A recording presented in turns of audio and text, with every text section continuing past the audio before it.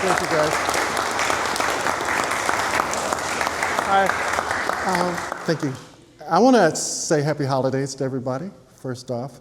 And a thank you to the museum for taking me in. I'm so flattered by that. And thanks to Jody, Gina, Monica, Marnie, Holly, everybody, and Greg, who's taking pictures. Thank you guys so much for having me. This is something that means so much to me and so much of this career that I have going on. But I gotta say how I got into this, my sister-in-law, Valerie, say hi. She suggested that I, sign up for this. And I said, well, Valerie, nobody's gonna wanna see this kind of stuff. She says, just sign up for it. I did, and I was awarded my month at Searle's place. And I'm like, they took it. So what am I gonna do? What do I do now? So I had to come up with an idea. I'm gonna walk around, if you guys don't mind. I had to come up with an idea to do it, and the idea was, I want to do a Black History thing, and that was what I said that I was going to do, and they said yes to that. I'm like, wow, okay, so now what do I do? And I started researching, found a lot of things, including Sherry, who has her own park and has done all these wonderful things, and that was a consideration, but Elvina Moulton, the first Black woman, period, to walk up that Oregon Trail with all those thousands of people that lived through, and half of them died, half of them made it, Elvina stopped here. And I'm like, why? But now I know, because I've been here for a month. I've never seen such a friendly place. I'm from LA. I've been in LA since 1977. There's no friendly. And if it is friendly, I don't trust it, So, but this is sincere. The sincerity, they step to you and they say, hi, how are you? And I'm like, what do you want? But it's for real, and it means so much. So the idea was to do a portrait of her. As I'm explaining to the lady who was asking, I decided to do this because she was the first Black person to step foot, basically, here. I had to do that. There's nobody else that should be. So she came, she lived here, she worked in the laundry. I was gonna do this fabulous picture of her folding clothes. Not exciting at all. She went to the First Church, and she became a founding member of the church, and I don't remember the name of the church right now. I don't know if you guys remember it. First Presbyterian. There you go. And she stayed there, and that was important. Her walk up here, I thought that would be fabulous too, but a lot of people walk, so no. There's something about her. She loved kids. She loved everybody, but she loved the kids. She always had cookies for them. She always had things for them. I said, okay, I'm going to do something soft like that because it means a lot. We got a blank canvas when I got here. Went to the art store the second day, got a blank canvas, and there's my idea. I just started doing it. And before I reveal it, and I'm not going to do it yet, so nobody move. You're right. No.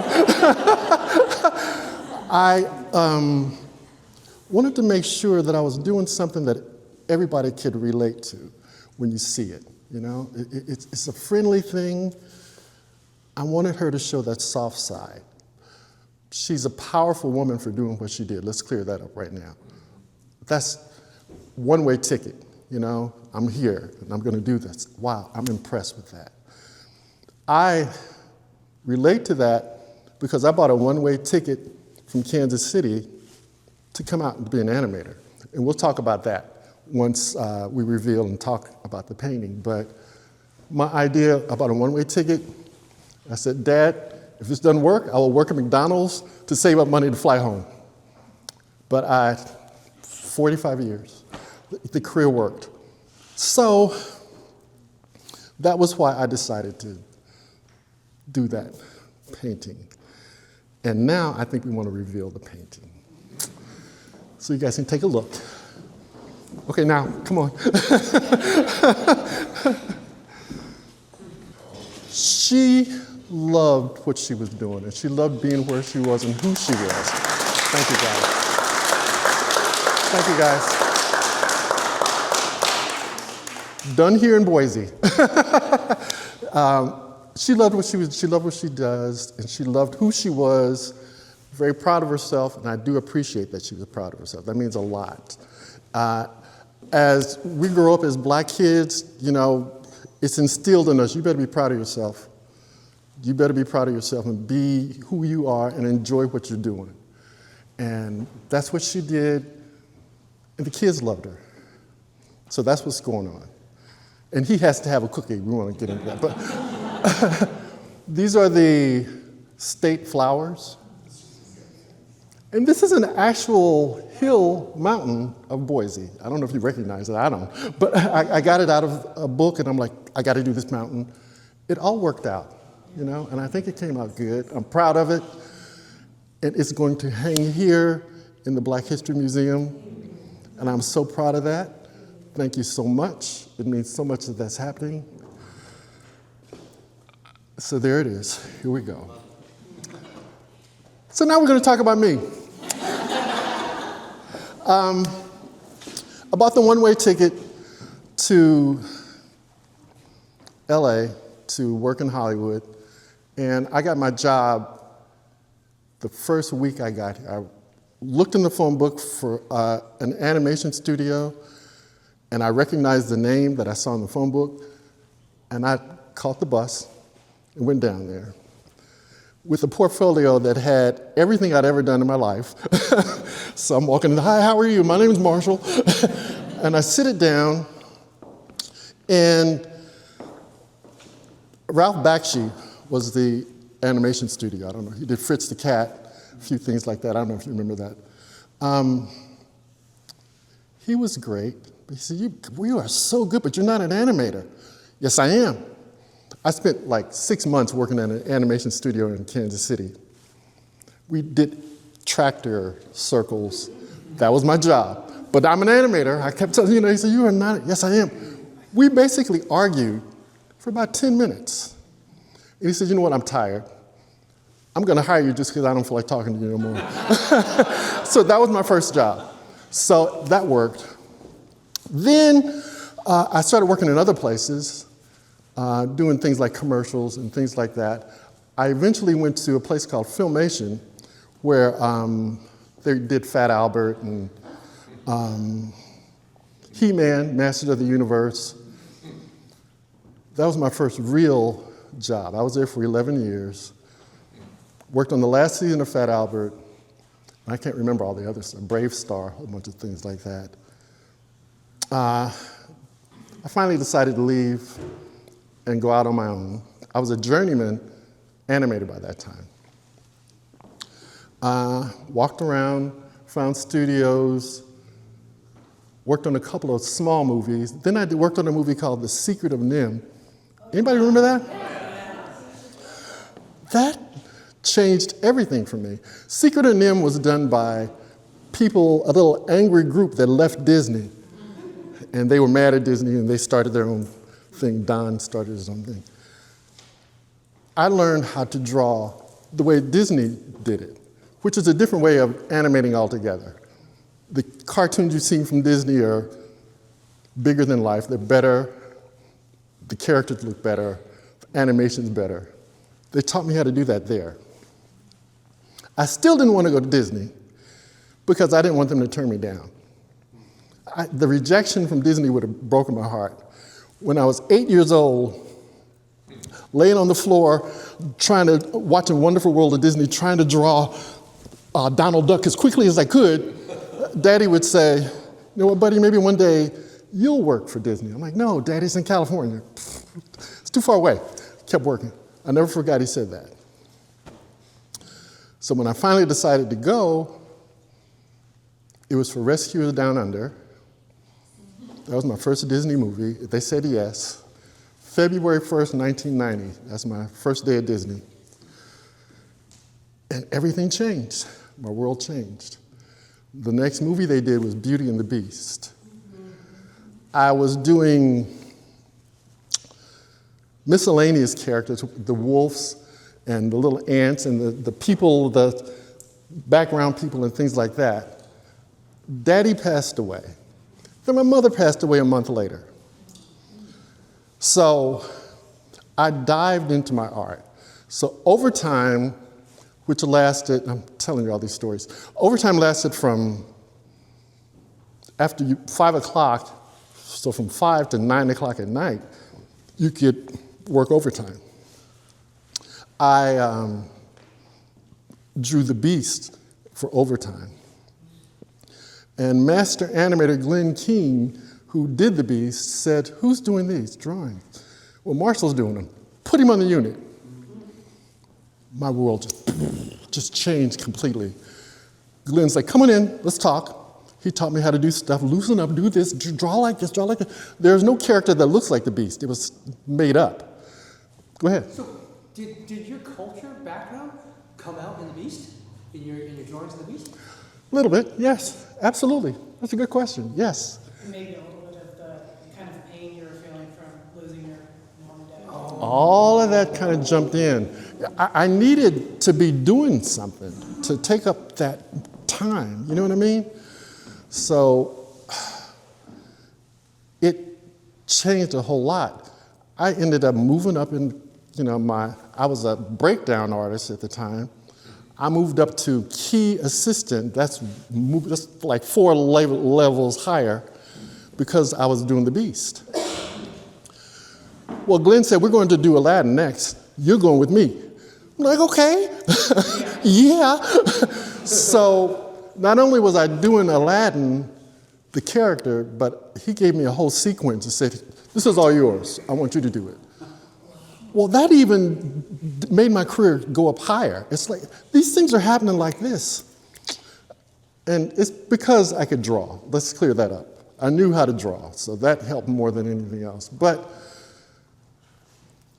in the midst of working on Aladdin, I got a phone call from a producer there, Don Hahn, one of the biggest producers at Disney. He says, we're going to do a little movie, and we'd like to give you a character.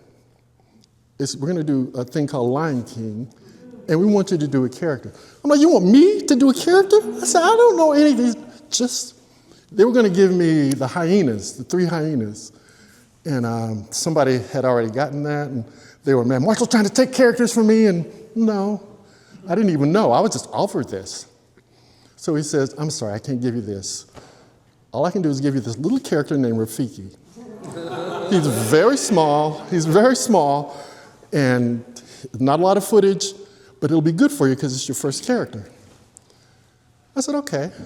Well, Daddy had always said, whatever you do, you be the best at it.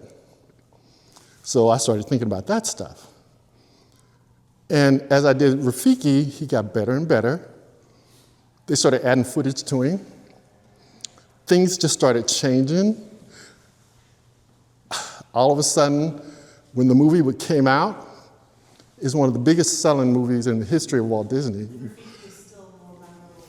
Bam, thank you. That's what I'm talking about, and that's what, I wasn't trying to do it. I wasn't trying, but that was, I'm gonna give it all, and I just jumped into it. And next thing I know, well, we got some interviews that we want you to do. And I was getting interviewed, I was getting magazine covered stuff, and I was on some show, 48 Hours back in this. Wow, so my world changed completely. So the next movie was The Hunchback of Notre Dame. So they said, we want you to do Quasimodo. Well, Rafiki was only about, in footage, and we worked by footage, Rafiki was about 500 feet. Quasimodo was 7,500 feet. Here, Marshall. I gotta do this. Changed my life. My life. Next thing I know, I'm flying to Europe. Next thing I know, I'm going over here. Next thing I know, I'm going over here. Things just changed so, just like that. Keep asking. That big, are you doing all of that yourself, or do you have staff that's helping you? I had a crew. You had a crew. I had a crew on Rafiki too. I had 5 people on Rafiki. For Quasi, I had 20 people. I think it was 20. And it was so much work. But he's fantastic. He came out so good. It's kind of a dark movie, so I couldn't show it to the kids. But it changed my life again. Then, we keep going, they said, we would like you to be the department head for Tarzan.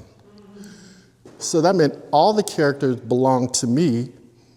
I came up with the style of what we wanted the characters to look like on the screen. The world just changed. And from there, we went on to what Atlantis was next. You guys remember that movie? Atlantis was next. I was ahead of that again. It turned out to be a cult movie, so to speak. You know, it really did well. You know, it really did. There's a following. It's got a big following still to this day. After that, what was next? Home on the Range. You guys know that movie? The kids know that movie? That's okay. I'm not hurt. I'm not hurt by that. But the things just started changing. And then we knew, when I was working on Aladdin, I have to go back up a little bit, Toy Story came out. And I said, oh, we're done. We're done. We're not drawing anything else from now on because it's all going to be on computer.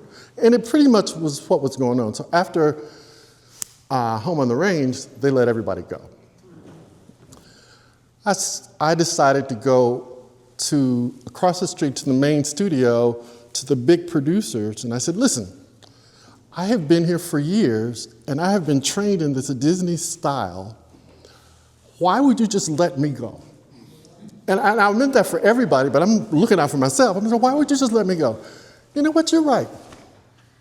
So they put me on a movie called Sky High. It's a live-action movie with Kurt Russell, and he was a superhero.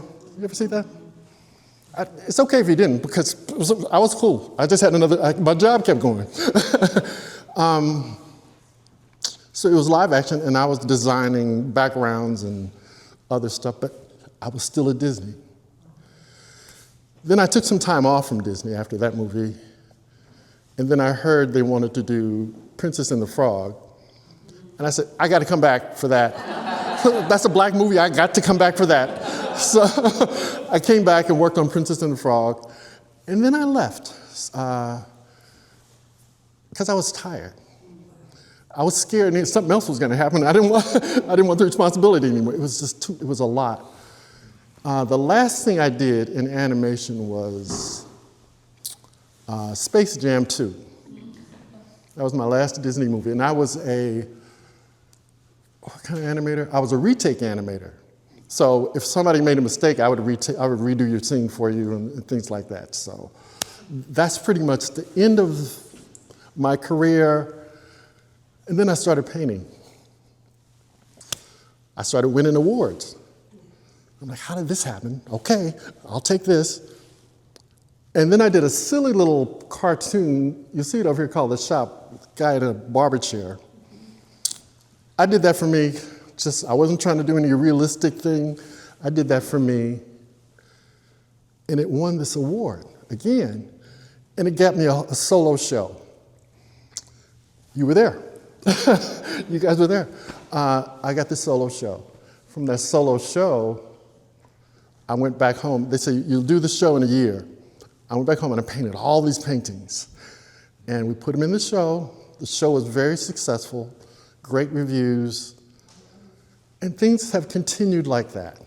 So that's basically my career, in a small little case there. So now questions before I go any further? Well, one question, Marshall. You've talked about your animation career, and we look at this painting, and this does not look like a cell from a Disney animation. But what do you take from that long animation career? Is there something that translates from that into this new work that you're now doing? So my work now is, for instance, in character, you talked about learning about Rafiki. Yeah, I had to. You have this subject. Is there something about how you approach character? I'm trying to. My paintings have a cartoon feel to them, if you notice, and that cartoon feel, it comes from what I've learned all those years, and the things that have come through that, and I have to say, it's still there, there's not a, can you see, it's like a cartoon feel. And I'm not trying to do cartoons, but I'm trying to add something to this kind of style that I have now. And I have to say, the style kind of comes from my Disney training. It really helps. Questions still? I'm opening the floor up to you guys now, because I'm kind of tired of talking. Are you Irish? Toomey is Irish. Matter of fact, you're kidding. Toomey is Irish. The only reason I say is the Irish have the luck. Well, there. Well, then that answers the whole thing. You just put it all together. Man, I gotta change my last name. I went to Ireland with Roy Disney Jr., who was the nephew of Walt. And as we're there, he says, your name's Irish. I said, Roy, come on. I'm from Kansas City. What are you talking about? He showed me the phone books. Pages and pages of Toomeys. I could have knocked on anybody's door and said, hey, I'm your cousin. I'm here. Come on. So, yes. So maybe that is true. I guess. I don't know. So, yes.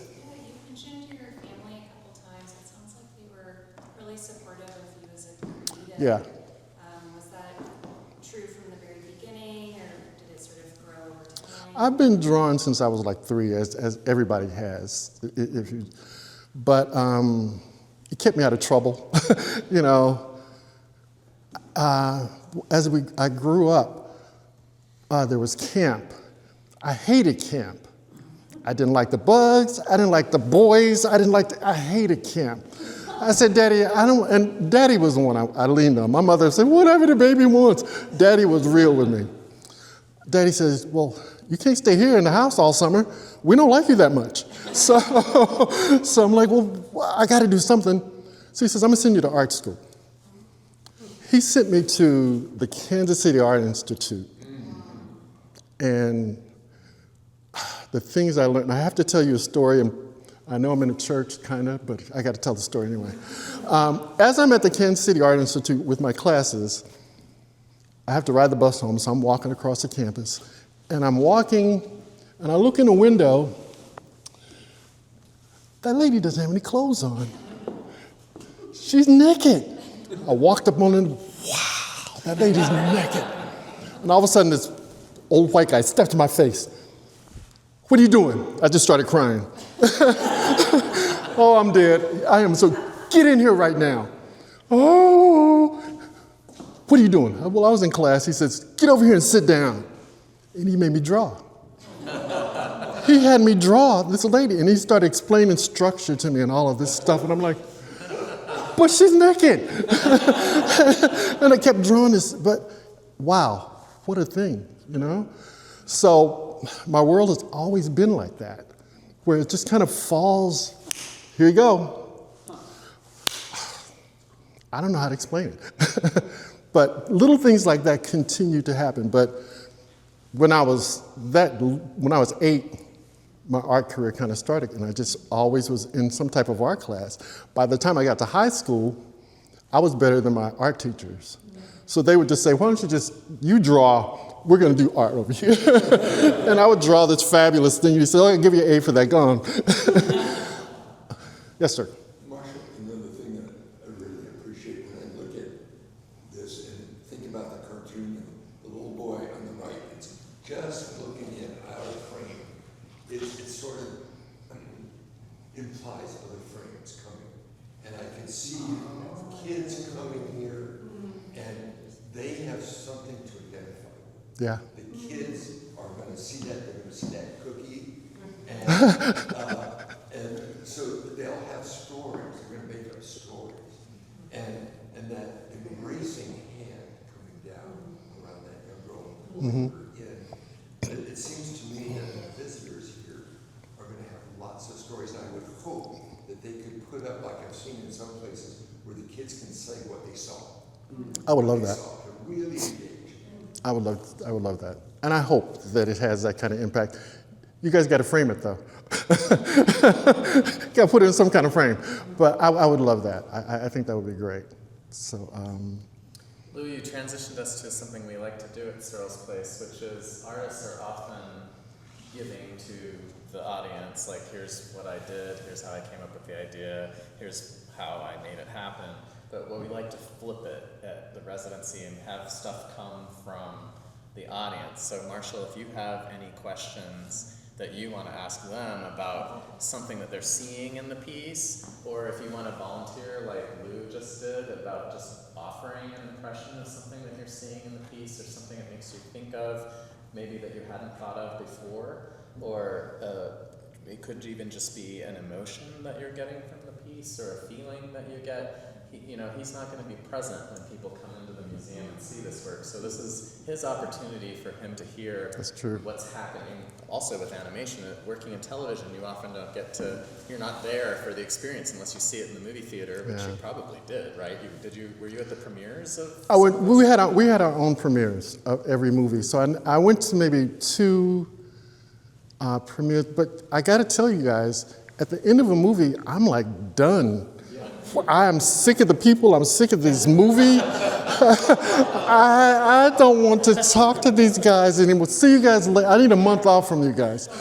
Yeah, because I was just sick. But 7,500 feet of it. yeah, it's like I'm done. I'm done with you guys. Okay. So yeah, that definitely happened a lot. So now you had some time to think. Yes, go ahead. Well, I just really jumped out at me that all the children are not colored. that's right. Well, And of course, she's living in Idaho, so that's what is surprising. Right. But what it says to me the most, I'm sure there's lots there.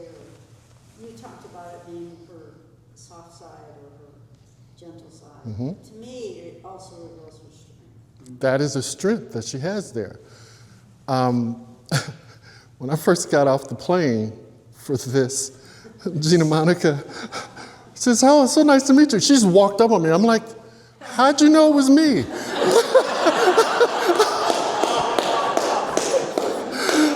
I'm like, she says, "Hey."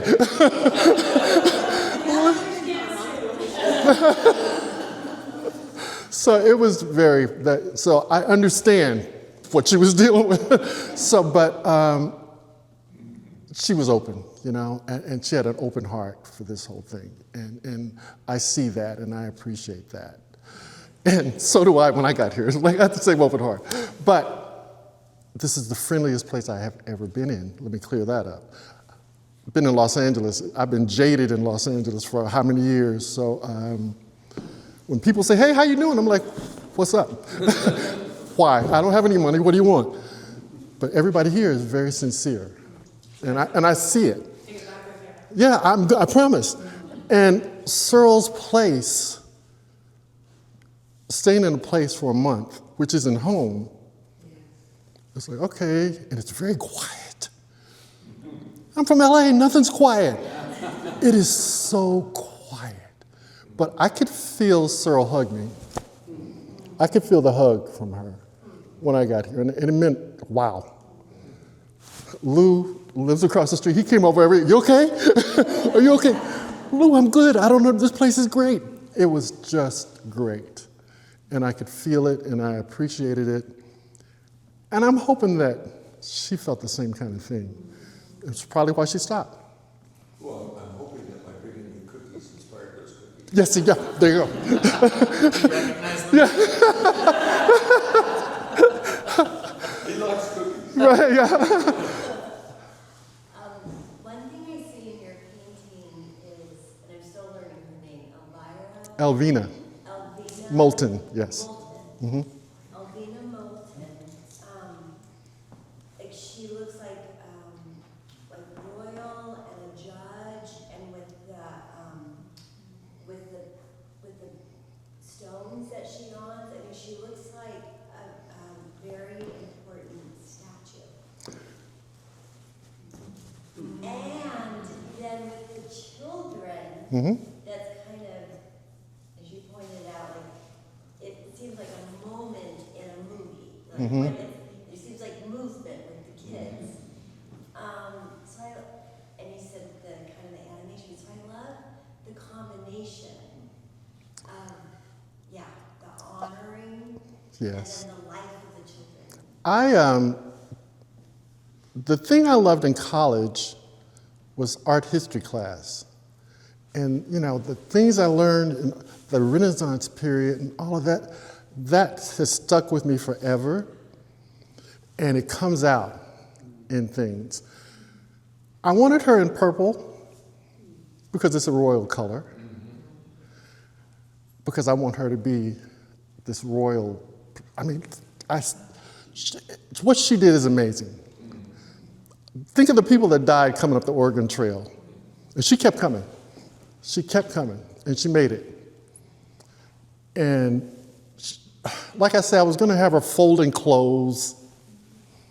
And I was going to have her walking on the Oregon Trail, but people are dying around her. No.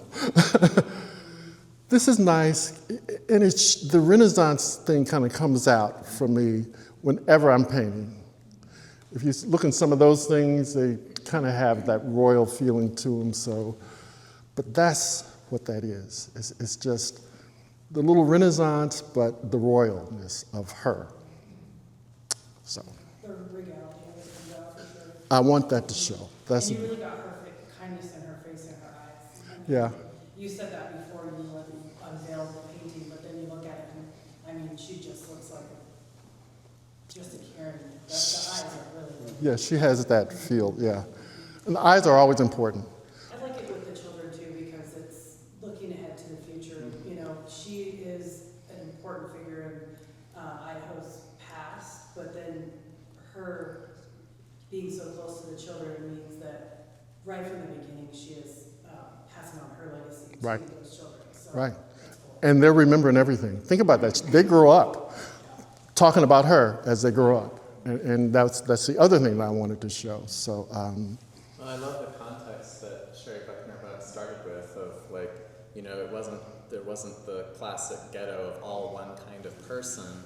And you've even, I think, illustrated a bit of class differences here with the kids. The girl, she looks like she has nice shoes and socks and ruby slippers, but yes. okay. And then this character here, he's barefoot, which, maybe boys are barefoot.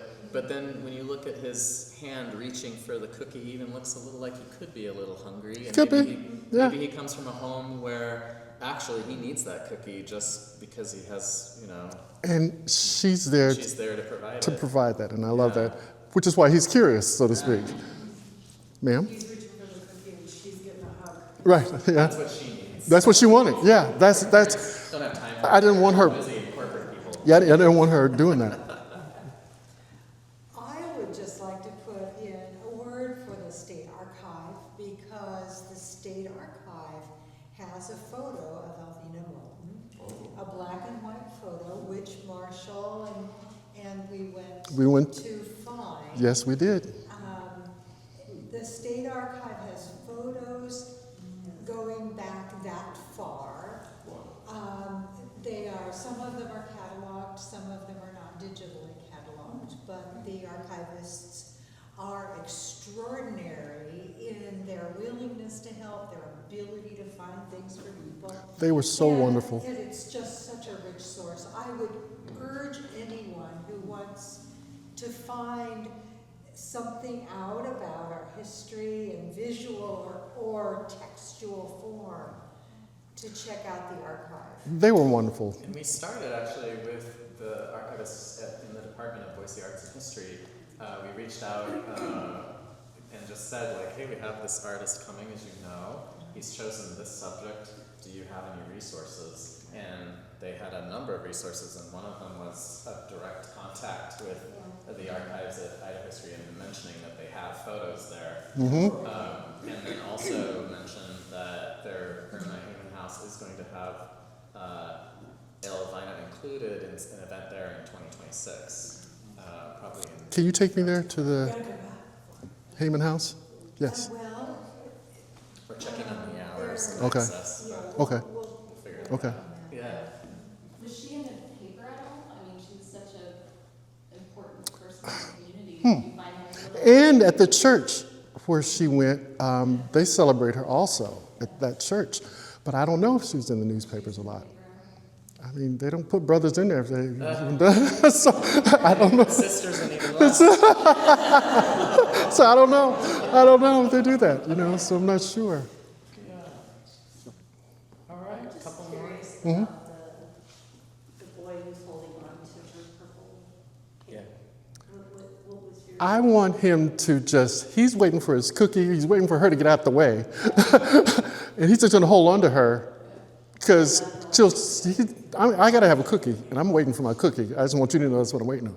So he's pretty much doing that. So he's enjoying it. Yeah, just Nana. Yeah, he just told him, yeah. And he would do that with his mother or his grandmother. Oh, yeah, there you go. So that's what he's doing. He's just like, okay, she knows I'm here. I'm just gonna hold on. So Does she have children of her own? no, not that I know of. I don't believe she did. I don't even think she got married.